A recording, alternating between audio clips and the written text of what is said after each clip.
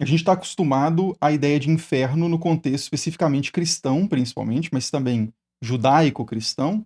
Mas o fato é que, ao longo da história, antes mesmo da própria existência do judaísmo e do cristianismo, vários povos, diversas civilizações diferentes, pensaram sobre essa ideia de pós-vida, de mundo dos mortos, de uma região para onde vão as pessoas depois da morte corporal.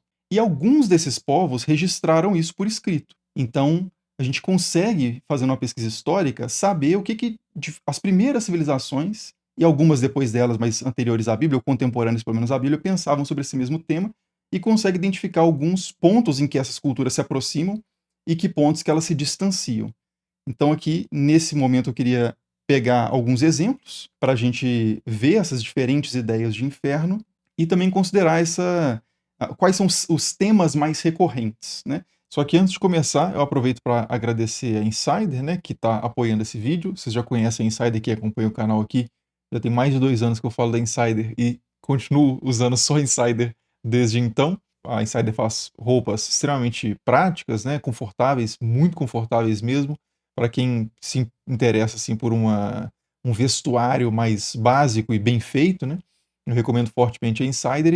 Esse mês tem uma promoção lá no site que, juntando o cupom aqui do canal, que é o cupom Estranha, com descontos em produtos específicos lá, vocês podem chegar até 50% de desconto. Então fica a dica aí da Insider. E dito isso, vamos lá para cada um dos pontos então mais recorrentes no imaginário sobre o pós-vida na antiguidade. E o primeiro tema mais recorrente é o tema justamente do subterrâneo, que para a maior parte dos povos antigos, o inferno está situado debaixo da terra, literalmente, geograficamente ou simbolicamente, pelo menos, porque isso provavelmente vem do fato do sepultamento, da cultura de pegar os corpos dos mortos e colocar literalmente debaixo da terra, enterrá-los, né? Então, desde o início, quando as pessoas pensaram sobre um mundo dos mortos, elas imaginaram esse mundo debaixo da terra. E os sepultamentos, a gente tem notícia de sepultamentos desde pelo menos a 50.000, mais ou menos, antes de Cristo, né, o Paleolítico Superior, a chamada Idade da Pedra, assim, superior.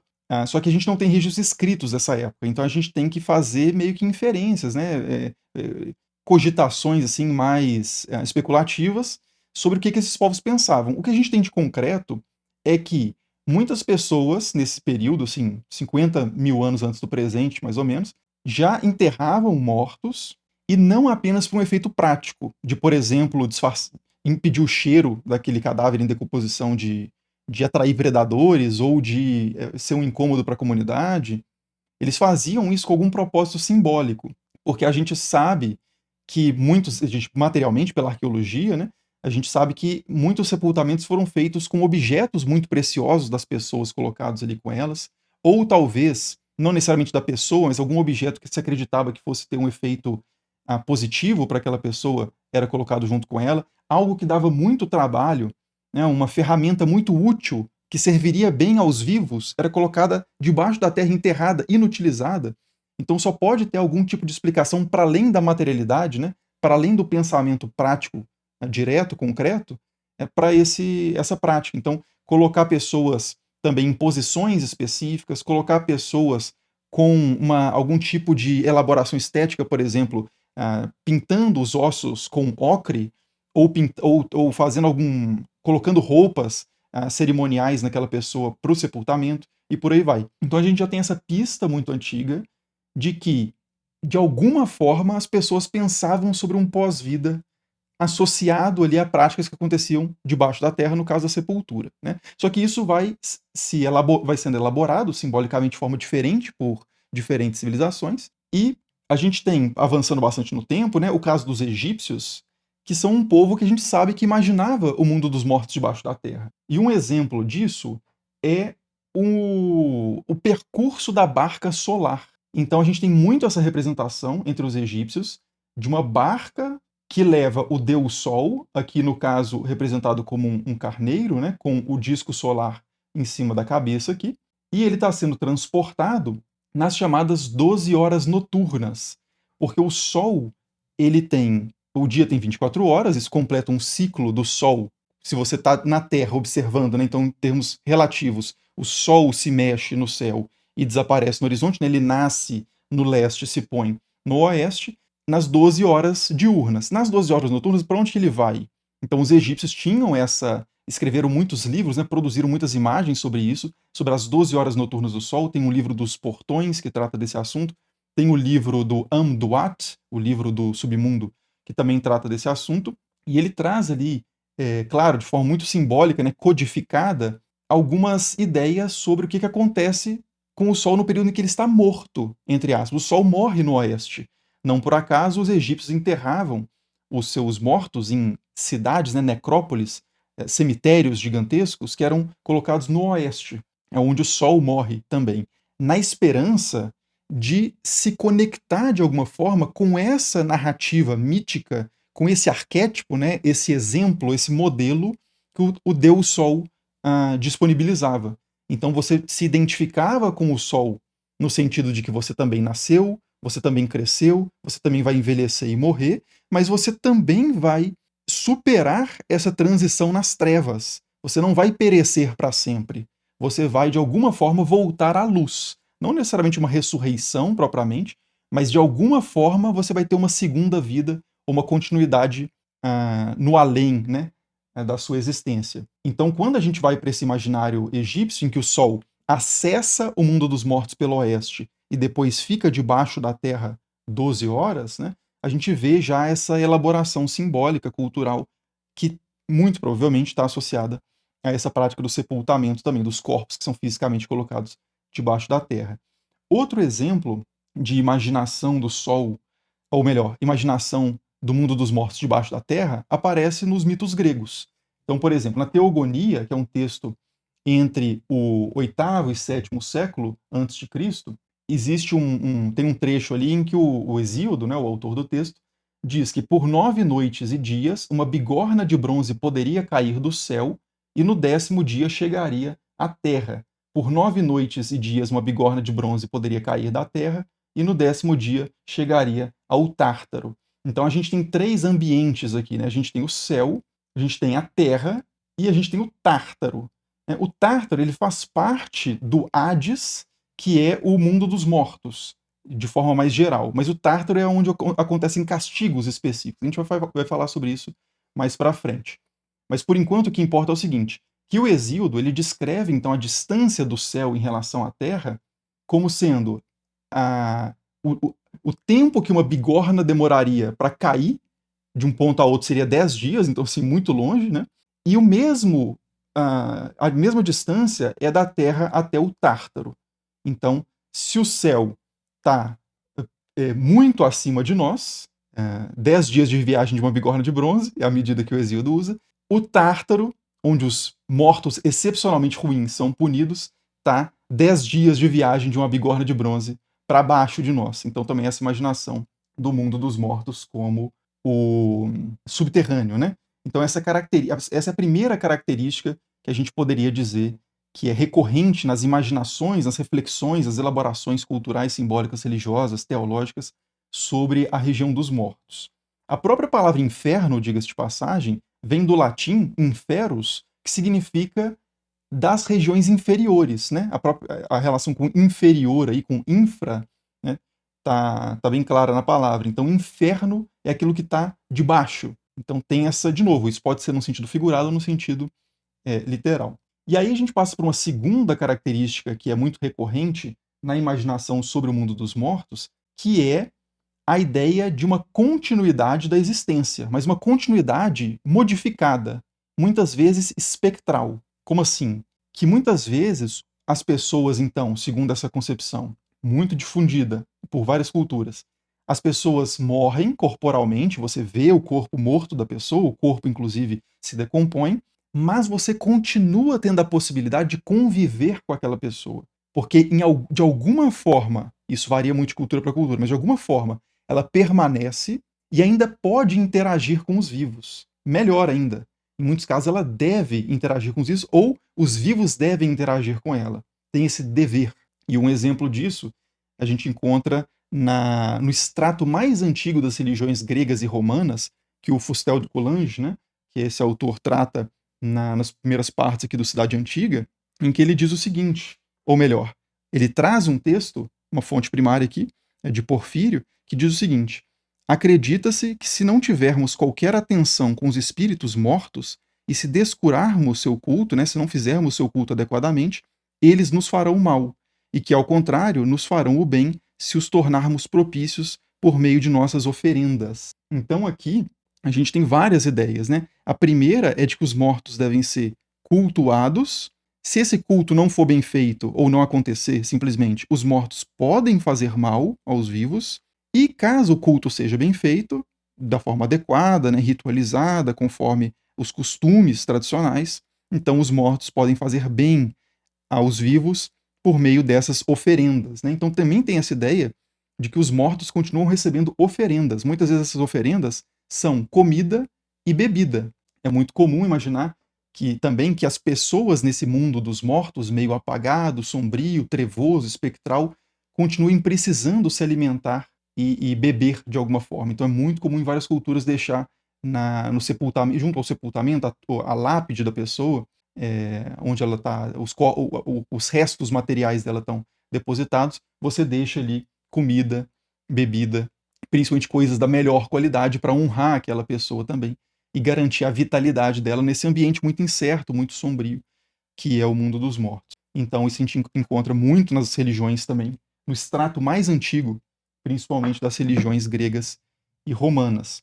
E outro detalhe é que isso não é exclusivo dos gregos e dos romanos, a gente tem também isso entre os mesopotâmicos, nas culturas mais antigas que a gente tem registro escrito, também há a ideia de que o morto ele persiste, né, ele continua de alguma forma vivo, não corporalmente, mas ele ainda age, né, e ele pode causar inclusive doenças, ele pode ser a causa de doenças que acometem as pessoas.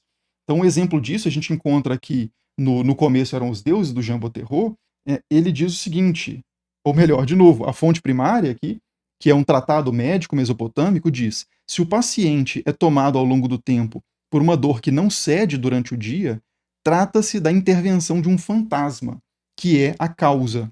Então, se uma pessoa está tendo ali uma complicação, essa complicação não melhora, é muito provável que aquela complicação seja resultado da ação de um etemo, como os mesopotâmicos chamavam, que são essas almas, essa sobrevida espectral das pessoas falecidas.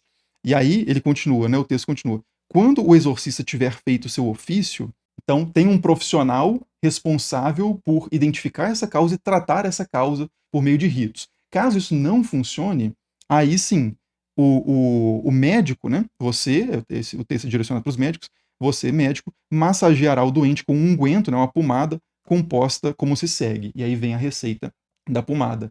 Então, isso mostra, né, essas duas terapêuticas, como o Jean Boterreau chama, que é que você tem essas duas categorias profissionais, essas duas formas de intervenção que podem ser buscadas e que se misturam muitas vezes.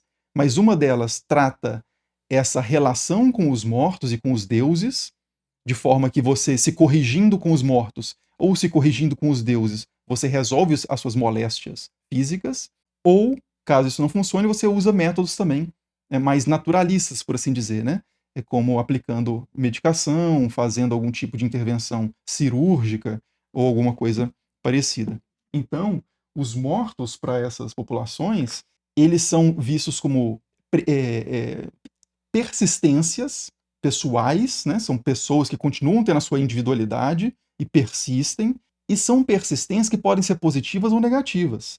Então, isso é uma espada de dois gumes, assim, meio que psicologicamente, né? Porque a gente poderia dizer que essa crença, ela funciona psicologicamente, independente da sua realidade ou não metafísica, mas ela tem uma utilidade psicológica clara, que é que se você acredita que os mortos persistem, isso é muito bom para você mesmo evitar ou superar ou se desviar do terror da finitude da vida. Então, bom, a vida não acaba quando meu corpo morre, então isso o evento da morte passa a ser menos traumático. E os meus entes queridos também, se eles sobrevivem de alguma forma, torna a morte deles menos traumática também. Então tem, mas por outro lado, sei lá, se eu fiquei devendo alguém e essa pessoa morreu e eu não consegui pagar, aquilo me atormenta e pode até me adoecer pelo efeito desse espectro que persiste, né? Então tem essa dupla função, né? E além disso, A questão da crença na necessidade do culto dos mortos, ela cumpria uma função importante social também de organização, ordenamento social, que é que muitas famílias elas tinham a sua identidade definida por um patriarca, no caso, sociedades patriarcais, como por exemplo Roma, em que você se via e via os seus primos, parentes próximos, todos como descendentes de fulano, e essas pessoas todas se reúnem com uma certa frequência para honrar esse patriarca, esse ancestral. Então essa memória e essa crença na continuidade dessa existência que já passou corporeamente, mas que continua sendo meio que um patrono ali, um espírito que zela pela família, mantinha uma certa coesão nesses grupos. Uma questão meio totêmica também, né? Então também tem essa função. E outra questão é isso que eu falei das doenças. Como existia essa crença, existe, algumas pessoas ainda consideram, né, essa possibilidade de que certas doenças, certas moléstias, certos fenômenos físicos, tremores, dores de cabeça, loucura, podem ser causados por espíritos de falecidos. Então você também manter uma boa relação com os que já foram ajudaria para manter essa ordem cósmica, né? Que impediria, sei lá, de surgir uma praga na sua aldeia, ou surgir ou você perder uma guerra porque houve uma influência muito grande dos espíritos que não foram honrados. Então existiam leis muito severas contra quem não seguia os costumes de honrar os mortos, inclusive com pena de morte. Tem uma história de que toda uma tripulação ateniense, um contingente, né, de um navio ateniense que perdeu pessoas em batalha e os corpos caíram na água, eles não recuperaram os corpos para sepultar, as pessoas que sobreviveram foram executadas depois, por essa negligência cultual, né? Então era uma questão muito séria para esses povos, né?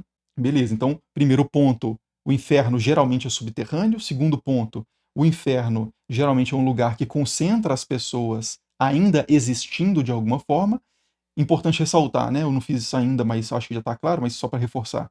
Inferno, ainda nesse contexto, não tem um significado necessariamente negativo, ele é ambíguo, né? É para onde mais ou menos todos vão, que, aliás, é o próximo tema recorrente, que é a questão do destino comum.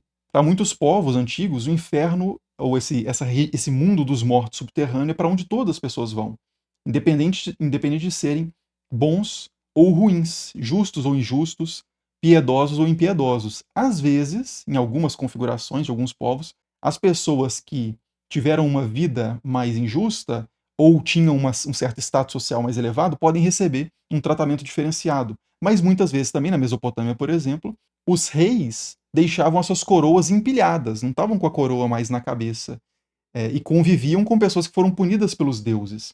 A gente tem um exemplo disso na epopeia de Gilgamesh, né, que é um assunto que eu já trouxe aqui para o canal, mas quando a gente pega aqui, né, a epopeia de Gilgamesh, ou Gilgamesh, como queira pronunciar, a gente tem um sonho, uma revelação, né, de um personagem que é o Enkidu, que é um parceiro ali do Gilgamesh, e ele tem um sonho de mau agouro em que ele vê o mundo dos mortos e ele descreve esse mundo para onde ele vai em breve da seguinte forma: pegou-me e levou-me à casa das sombras, sede de Irkala, que é um nome para o submundo mesopotâmico.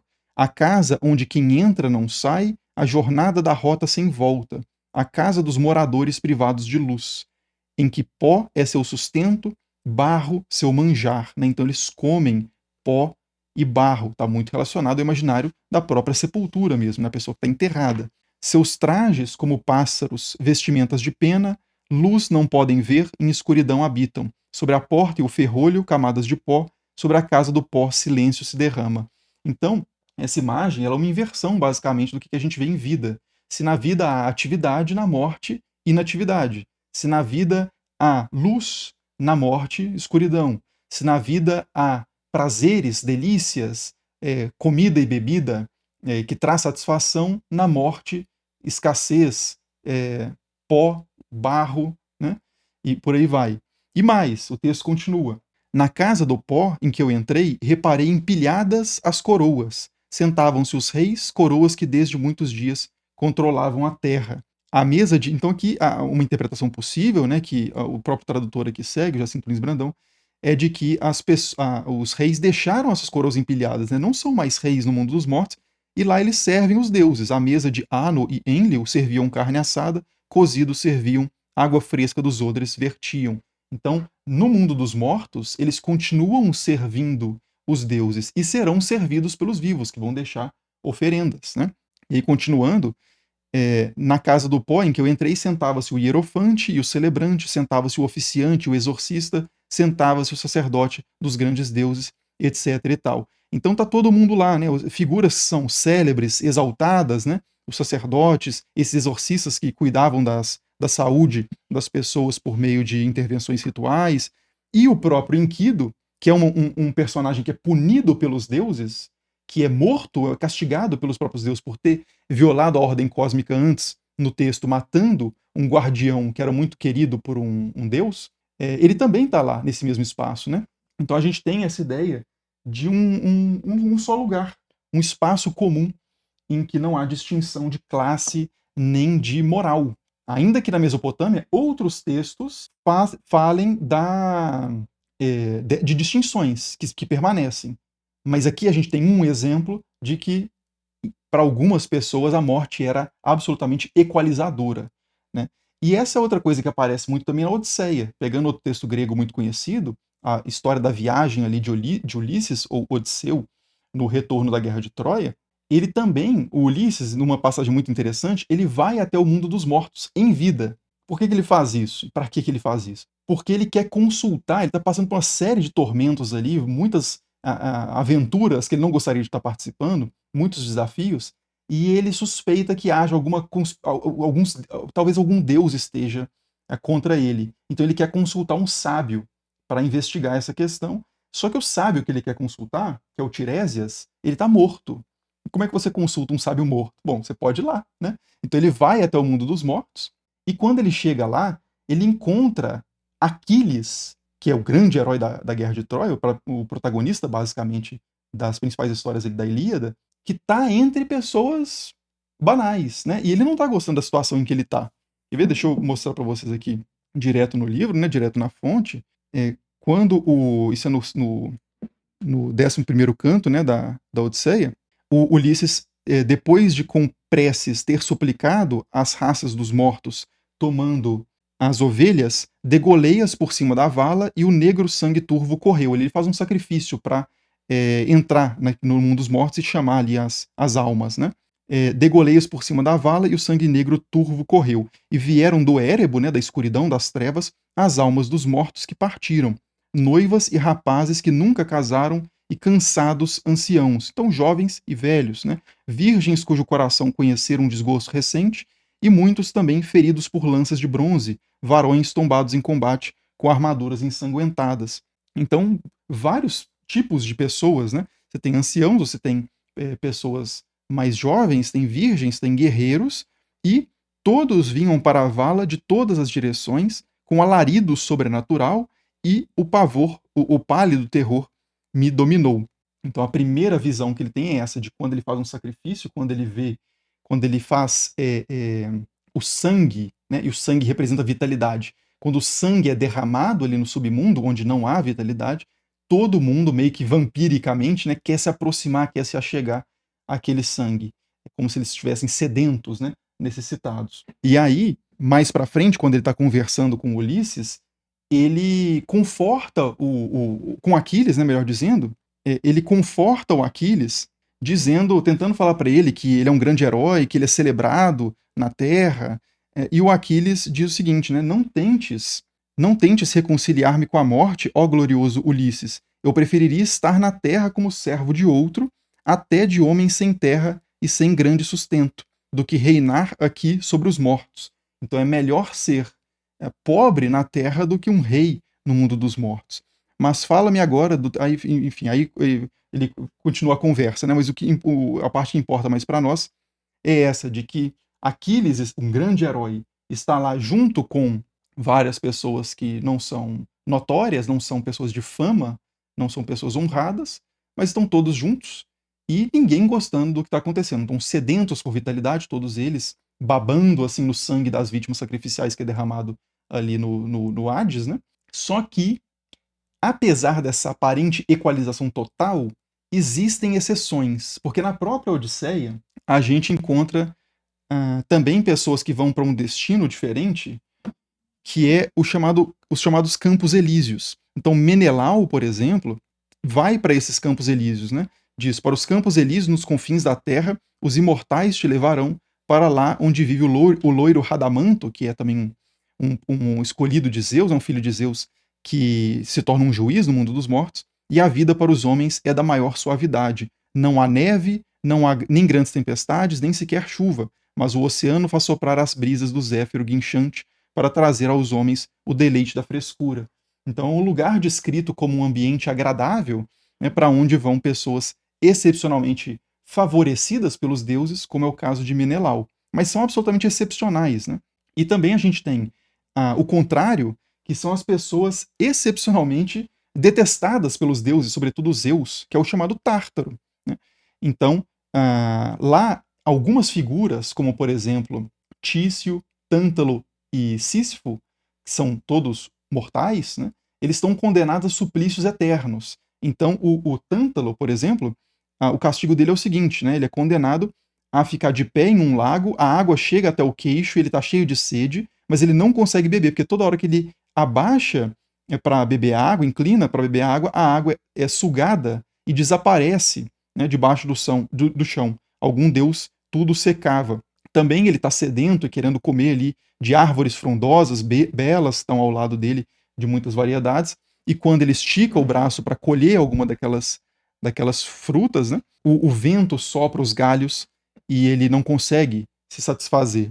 E aí tem, claro, o Sísifo também, que é um rei que aprontou, um dos reis que mais apronta com Zeus na mitologia, e ele é condenado a empurrar uma pedra montanha acima, e quando a pedra está quase chegando lá no topo, ela rola de novo para baixo, ele tem que começar tudo mais uma vez, né? Então, no Tártaro, segundo aqui a Odisseia, existem também castigos especiais para as pessoas. Mas, por exemplo, Aquiles e as virgens os anciãos e os caídos em batalha, a maior parte deles não está sendo ativamente castigada. Não é um espaço, assim, uma espécie de centro correcional, né, de penitenciária. É só um espaço onde as pessoas estão depositadas ali após a morte, numa sobrevivência tênue, espectral, né, suficiente apenas para, de vez em quando, em momentos específicos, serem propiciados por oferendas que os vivos fazem, às vezes favorecerem ou desfavorecerem esses vivos. Mas é uma existência meio apagada, né, para a maior parte das pessoas.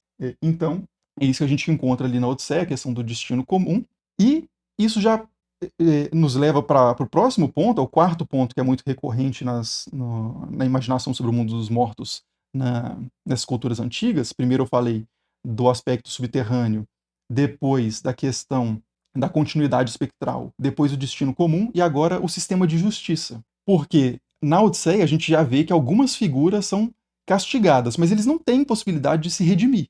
Eles estão eternamente castigados ali. Não é um sistema correcional propriamente, porque a pessoa não vai sair dali pronta para o convívio social novamente, né? A gente vai encontrar essa ideia no mundo dos mortos em alguns lugares. Em algumas culturas, o mundo dos mortos ele funciona como um sistema de justiça, em que as pessoas podem entrar ou ficam do lado de fora se foram justas ou injustas. É um critério, né, uma moralização do mundo dos mortos. Essa é uma ideia. E outra ideia é a de que as pessoas que foram justas vão ser recompensadas no mundo dos mortos, e as pessoas que foram injustas vão ser punidas, castigadas no mundo dos mortos. Então, que, em certo sentido, a justiça dos deuses no além continua ou compensa ou completa a justiça dos reis na terra. Esse tema aparece com muita força, por exemplo, no Egito.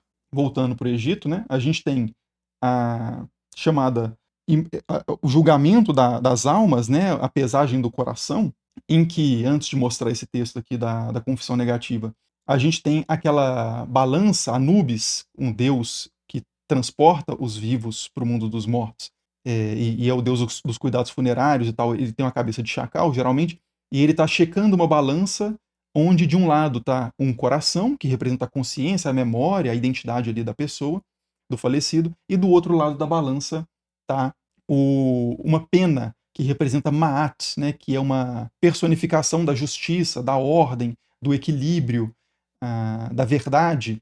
Então, se o coração da pessoa não se equilibrar ali com a pena, Então essa pessoa não vai ter acesso ao porvir, né? Ela vai sofrer a segunda morte, vai ser devorada por uma criatura chamada Amit, monstruosa, ou em outros textos acontecem outras coisas, mas o que importa é que ela não vai poder continuar existindo. Então a questão moral é fundamental para definir a situação da pessoa no pós-vida, né? Então a gente tem essa ideia de um destino comum e tem também a ideia de uma moralização, uma diferenciação. E no caso do Egito, a gente tem um texto que é chamado Confissão Negativa, que está no Livro dos Mortos, em que o morto ele confessa tudo que ele não fez, por isso que é chamado de confissão negativa. Ele fala tudo que ele não fez de errado, para poder garantir o acesso dele ali no mundo dos mortos. Então ele diz: não cometi nenhuma fraude em relação aos homens, não atormentei a viúva, não menti diante do tribunal, não conheço a má-fé, não impus a um chefe de trabalhadores mais trabalho do que ele deveria fazer a cada dia, não fui negligente, não fui preguiçoso,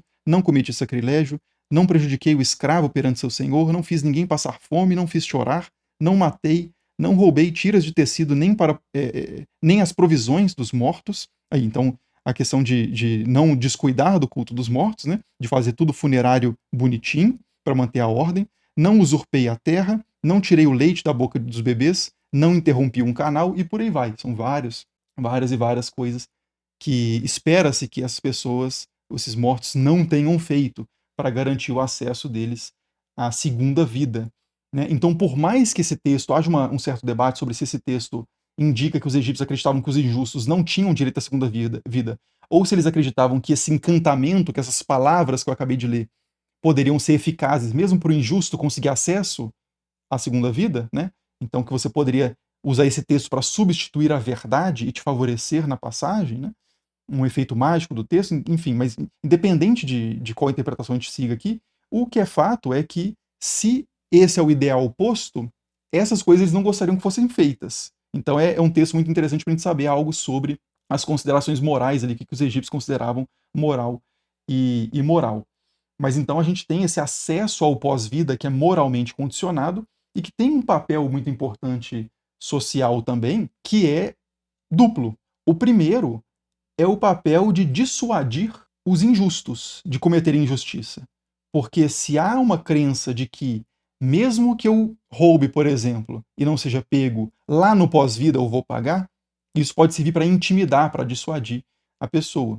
Então auxilia a lei dos reis, porque os reis não têm olheiros, né, não têm policiais, guardiões em todos os lugares. Então, se a pessoa internaliza um policial dentro da própria cabeça, né, uma internalização do processo civilizador, como diria o Norbert Elias, é um sociólogo alemão, né, facilita muito a sociedade funcionar.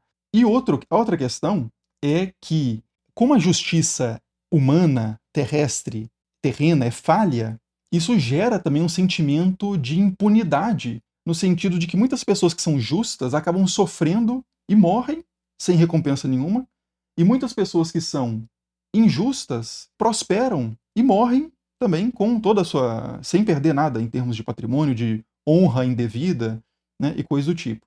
Então, a impotência do sistema humano de ordem e justiça, ela é compensada por essa imaginação de que, bom, a gente pode ter até deixado passar uma coisa ou outra aqui na Terra, mas os deuses vão pegar lá na frente. Então, isso dá esperança para o justo e dá medo para o injusto, né? Para colocar o injusto na linha e para não fazer desanimar o justo nas suas ações, que ele está fazendo tudo direitinho, nada dá certo para ele, mas ele fala, pô, pelo menos lá no futuro, no pós-vida, os deuses que veem tudo vão ter visto o que eu fiz e vão me recompensar mesmo que as pessoas na Terra não tenham feito isso. Então, essa também é de novo, independente de se esse espaço é real ou não em termos objetivos, metafísicos, o fato é que esses efeitos são gerados na realidade material, concreta, que a gente experiencia na nossa primeira vida, pelo menos, né?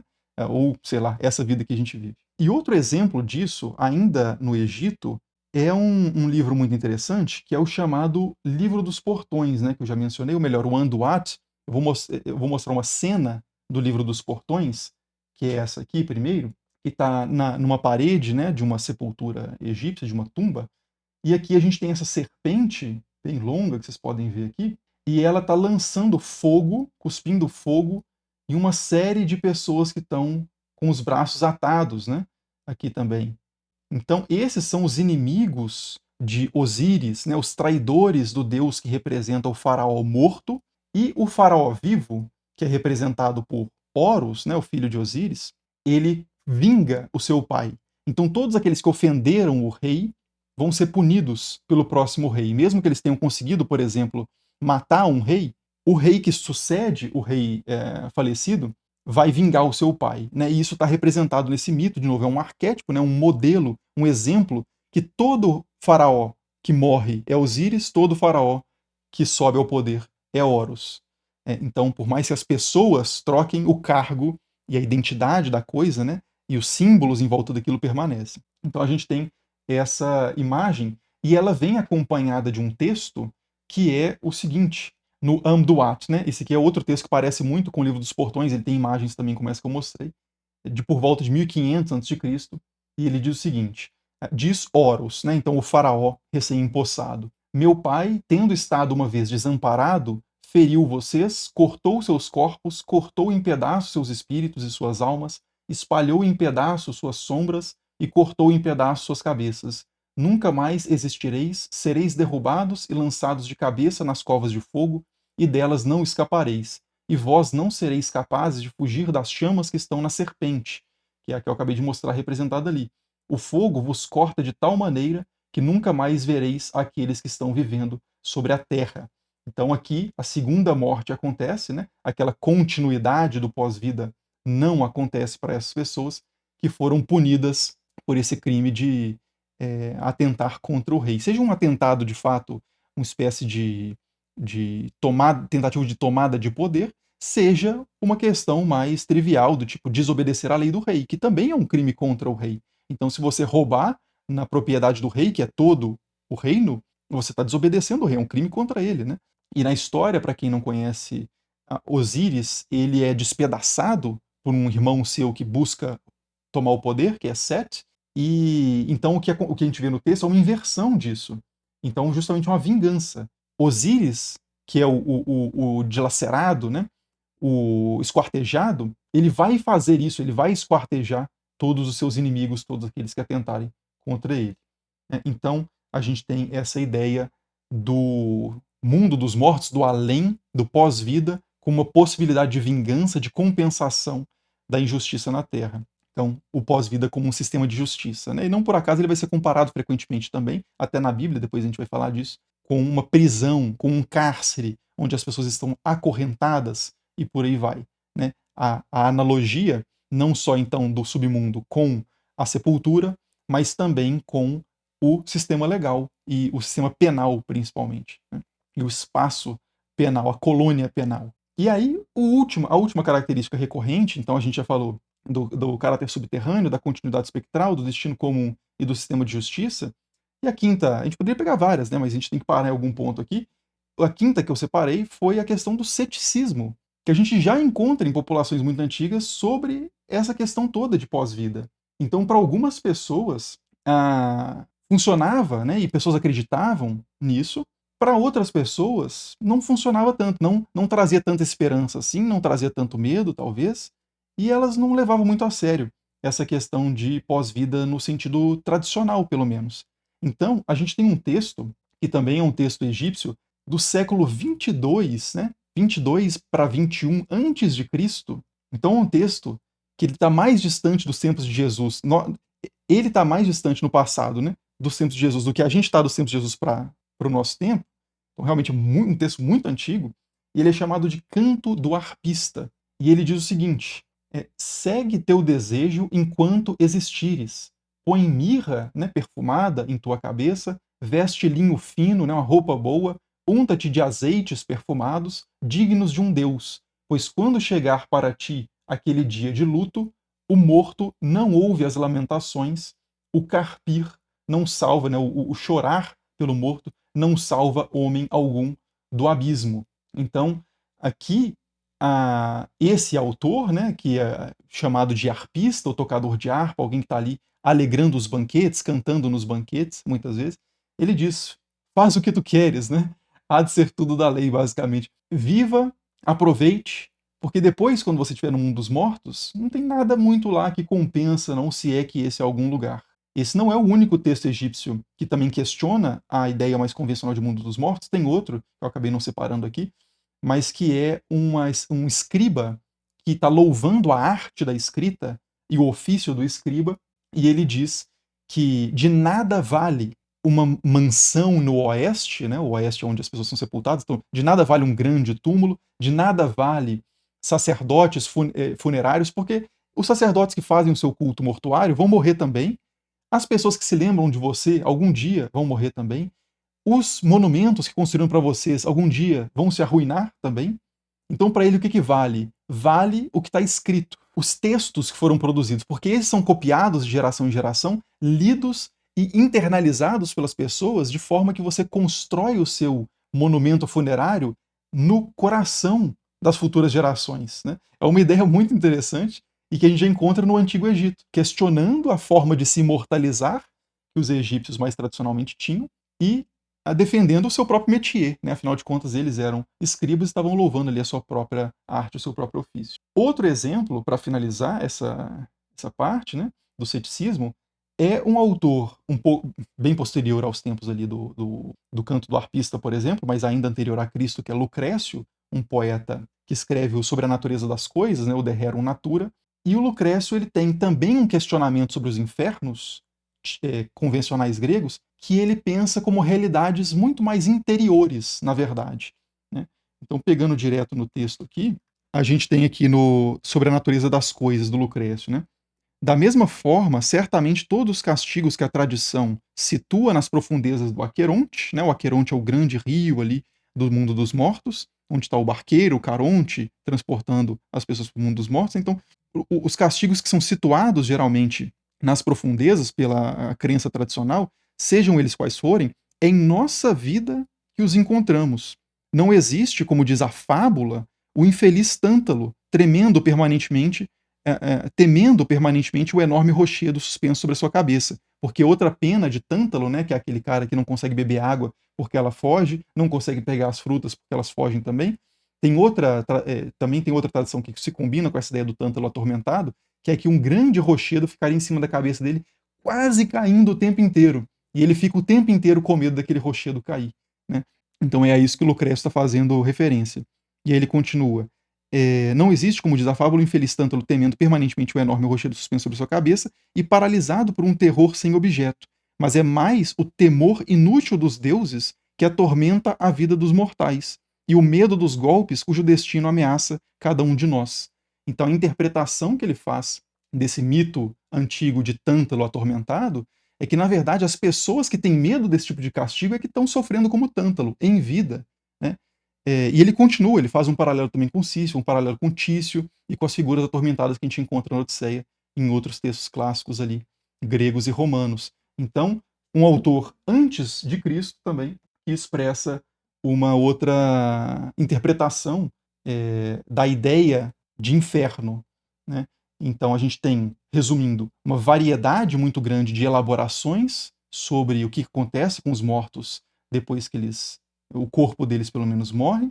A gente tem também, em cada uma dessas culturas diversas que pensaram sobre isso, dentro dessas próprias culturas, diversidade de posicionamento. Então, na sociedade em que Lucrécio vivia, tem gente seguindo os costumes ali, fazendo honra aos mortos e temendo muitas vezes ser castigado no Tártaro, enquanto que Lucrécio está dizendo, bom, isso aí é bobagem, é justamente esse medo que você experimenta agora, é que é o próprio castigo, e o inferno é aqui, basicamente. Né? Então, acho que é muito interessante pensar que até mesmo antes de Jesus, então, mais de 2000 anos atrás, e antes da nossa ideia de inferno mais consolidado se desenvolver, já havia uma grande reflexão, com um repertório muito rico, né, simbólico, em volta dessa questão da morte.